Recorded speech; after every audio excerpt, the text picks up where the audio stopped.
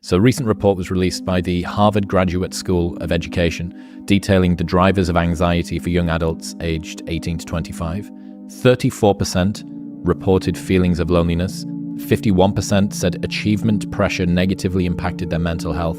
58% reported lacking meaning or purpose in their lives in the last month. 50% reported their mental health was negatively influenced by not knowing what to do with my life. There has been much examination of the well-being of teens aged 14 to 17. Not much has been known about those occupying the critical young adult years, and yet young adults report roughly twice the rates of anxiety and depression as teens. The young adults are not okay. Yeah, I believe that. I saw even with my own kids that like when I was a kid, probably the time between 13 and 15 was the most difficult transition. But I saw that become older. By the time my kids are 30 now, basically. By the time my kids were young adults, I could see that transition into adulthood was the place where the difficulties were starting to mount. I think, perversely, that the therapeutic world has a fair bit to do with this.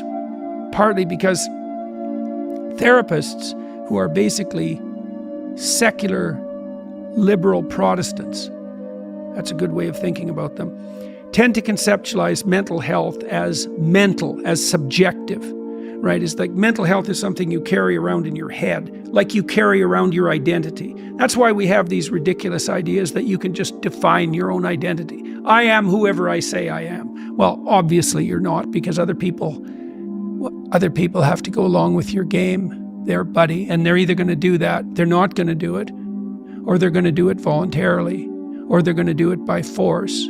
If they're not going to do it, you're screwed. If you have to use force, that's not going to work. And if you want them to do it voluntarily, then it's not going to be all about you. Obviously, even no 4-year-old can find someone to play with if he always gets to pick the game.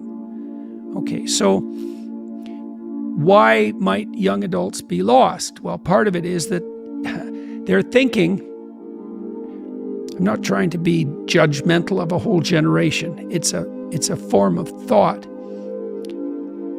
Your mental health isn't dependent on you. That's not the right way to think about it. I don't think you can be mentally healthy in the absence of a long-term stable relationship. So you have to be married. Let's make that part of the precondition for successful adaptation as a young adult. You have to be married. So you have to establish a relationship with someone that integrates sexuality, that's there for the long run. Because there for the long run is the same as sane. There for tomorrow, there for the next minute, that's not sanity, that's impulsiveness. That's aimlessness. They're the same thing. If it's all about what you want right now, or more accurately, all about what something in you wants this moment, that's the definition of immature insanity. You have to commit. So you commit to someone else, you commit to your family, you commit to your community. Like, there are multiple levels of identity that stretch out into the social world. And voluntarily adopting those levels of hierarchical responsibility gives you an identity. It gives you a purpose. It protects you from anxiety. It does that in all sorts of ways. Like, you said earlier that one of the things you do is seek for validation, and you related that to uncomfortable experiences you had when you were very young. Well, it might not be precisely that you're seeking for validation.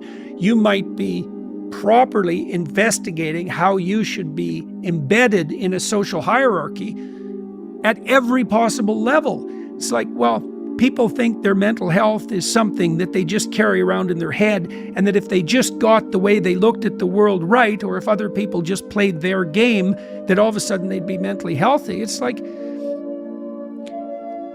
there's no difference between thinking about yourself and being miserable. Technically, if you look at, you can group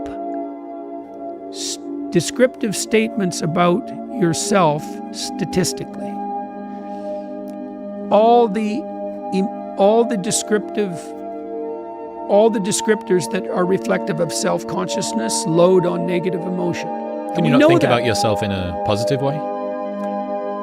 Probably not. Really? Not.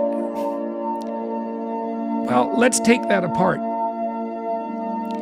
You like doing your podcast and you feel positive about it. Okay, but your podcast isn't about you, right? So if you're thinking about how you're of utility to a broad number of people, maybe you would take some satisfaction in that, but that isn't exactly thinking about yourself, is it? It's thinking about the relationship you've established with other people, and it's a relationship of responsibility. Why do you like your podcast? You can pursue what you're curious about, but you wouldn't have to do that publicly. Okay, so why do you do it publicly? That's not about you. That's about your nesting in a social hierarchy, right? And so I think you can, and then you might say too, well, maybe you're thinking about yourself when you're establishing an aim or a goal.